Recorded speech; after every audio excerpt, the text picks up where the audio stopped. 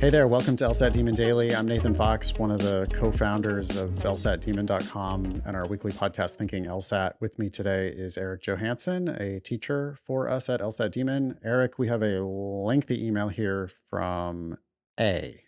A gives some context, says, I'm a 31-year-old accountant. I began my education at community college, earning an associate's degree before transferring to the University of South Florida. While it's typical to finish college in 4 years, I took a 10-year break after my first year.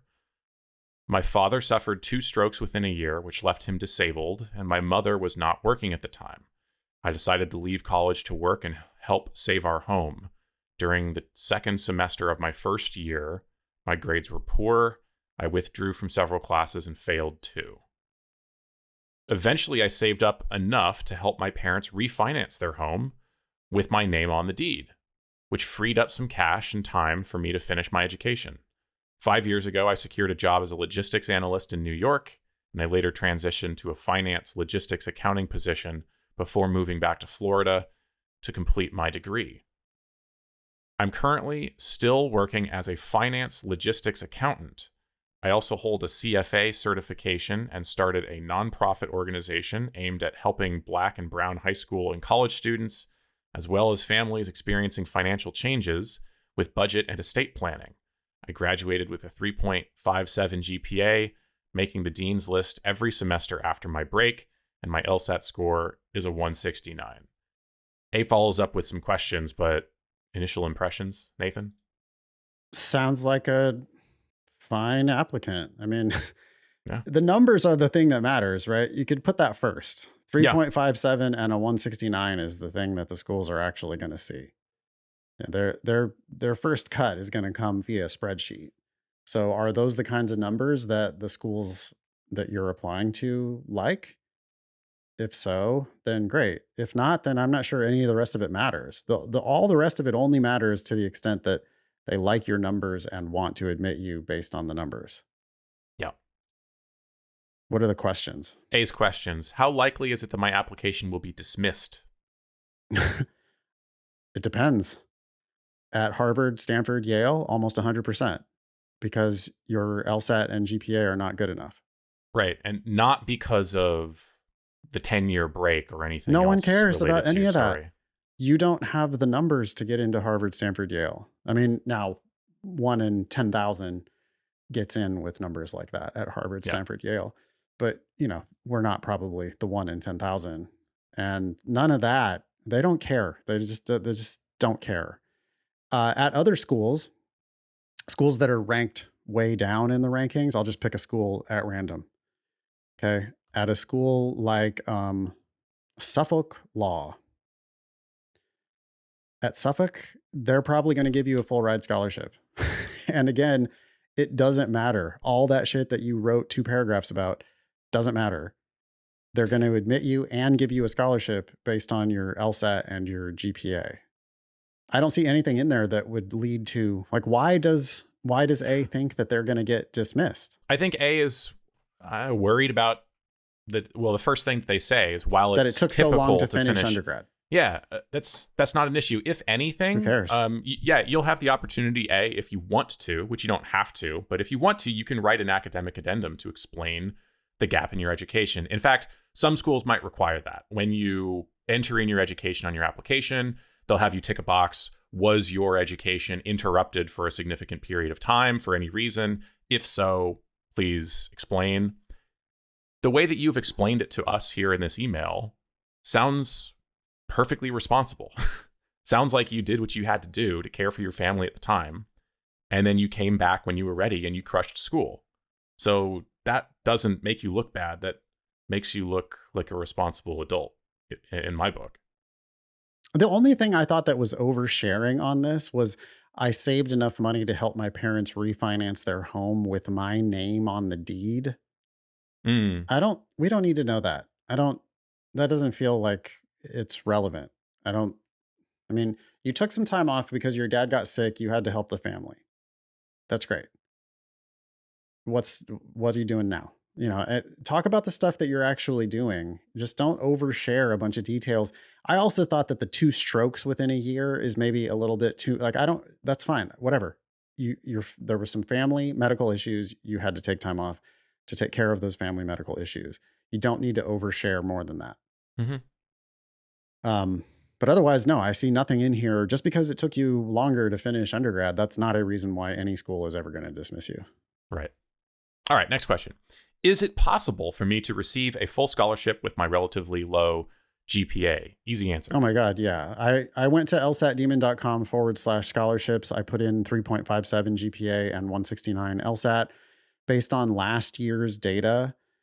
I did not tick the box for URM, by the way, because we don't really know how URM is going to affect law school applications. We don't have last year's 509s yet. We'll get them in right around the new year's when we'll have the data on the class that just started. We won't have data on them until January.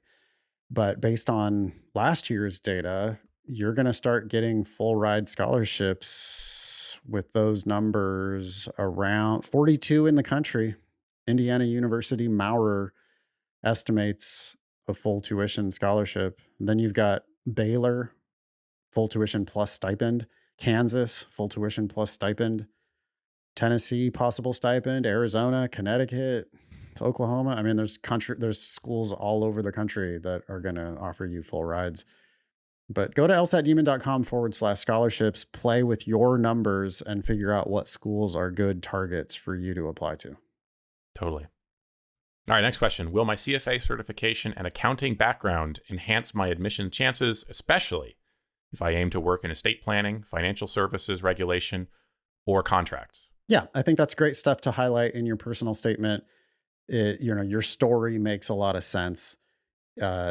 Is it as good as 3 more LSAT points? Probably not. But at the schools where, based solely on your numbers, they're already likely to offer you a scholarship.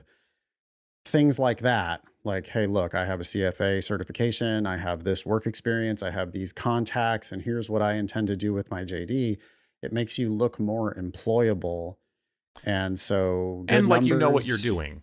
Like Yeah. you have a reason for going to law Yep. school. This isn't a whim. You're not naive about Yeah. what you're getting I yourself think into. the fact that you're a little bit older and have all this professional experience is definitely in your favor. So yeah, I would emphasize this Yeah. stuff in my personal statement.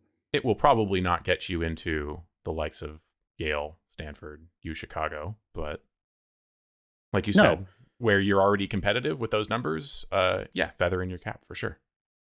Even with a 180, you're still going to be a stretch at Harvard, Stanford, Yale, Chicago, all those schools. They'll look at the 3.57 and they're going to be like, yeah, I don't think so. That would lower our numbers too much. Even with the 180 might give you or high 170s they might take a look at you, but you are still going to be a long shot at the top law schools just because of your bad old grades. But that's fine. You don't need to go to Yale to work in You don't. estate planning, I don't think. No, you don't. You definitely do not need to go to a high prestige law school. No. With this plan. It sounds like you know what you want to do and you're entrepreneurial, right? I mean, started a nonprofit organization already. If you're willing to sort of be a small practice estate planning attorney, I don't see any reason at all why you would need to go to some highfalutin law school in order to do that. Question number 4. Should I consider pursuing a master's degree first to demonstrate my ability to maintain good grades? Hard no. Can't tell you how much of a no that is. They only are going to report to US News your undergraduate GPA. 3.57 is not great, but it's also not terrible. You don't look like a bad student with a 3.57, and your LSAT is high enough. Your story makes sense. There's no way that a master's is going to be worth it. I have never recommended anybody do any kind of higher education in order to prepare yourself in any way for law school or law school admissions. No, do not do that. It'll be a waste of time, waste of money. Yeah. You made the dean's list every semester after you came back to school. That tells the story, I think. Yeah. Does retaking the LSAT make sense for me? Recap, A has a 169. I don't know because I don't know what your practice tests are. If you told me that you have practice tests that are solidly in the 170s, I would say you'd be crazy not to take it again because you're leaving points on the table. Schools are only going to care about your highest score. If you know you can score higher, you're crazy if you don't take it again. Or if you think you can get there, if you got to 169 relatively easily and you feel like you were still making progress, I would say, yeah, there are probably reasons to take it again. But, you know, I would again use the scholarship estimator. Like, does it actually move the needle at I'm looking at schools that are like just outside the top 14. Okay. Big scholarship schools, Wash U, for example. Wash U right now would not be giving a full ride, even though Wash U gives a lot of full rides. And I wonder whether if we bump that up to a 175 or 174, nah, still Wash U I is saying more than I half doubt that WashU will give a full ride to anyone who's not above both medians. because the grades are just not good enough. Yeah. Yeah. But other schools, they might operate a little bit differently. So I do see that that was enough to bump North Carolina, ranked 20th in the country, up to a possible stipend. It bumped Notre Dame to full tuition. It bumped Wake Forest to a stipend. Yeah, I mean, it actually really seems like schools 20th to 40th cared a lot about those LSAT points. Mm. So if those are the kinds of schools you're targeting, there's definitely a reason. Well, that bleeds into A's final question. Should my target schools be in the T20 to 50 range, or should I aim lower? Oh God. I mean, yes, because you just need to apply more broadly than you're currently thinking about. It's infuriating that people give such bad advice out there. I just was talking to my niece who's about to apply to college, and she's got a high school counselor telling her, "Oh, all you need to do is apply to 5 schools. You Mm. apply to 1 reach school, 3 that are right in your wheelhouse, and 1 safety." And I'm like, hell no, because different schools are going to give different scholarship offers. Why wouldn't you apply to 5 reach schools and 15 schools that are right in your wheelhouse and throw in some safeties as well? Or just don't even bother applying to safeties because you know that if you apply to so many schools that are in your wheelhouse, Mm. that's already a safety net. You're not going to not get in or not get good offers if you apply to 20 schools that are right in your wheelhouse. To A, I would just say lsatdemon.com/scholarships. I mean, that's the best information we have. You can put in your numbers, you can play with various numbers, you know, and it looks to me like there are plenty of schools in the 20 to 50 range that should make you generous offers, even with your 169. If you bump that up a few points, you might start getting offers of admission in the top 14. You might start getting scholarship offers in the 15 to 20, 20 to 25 range. I think you're definitely going to see some scholarship offers if you get a 174.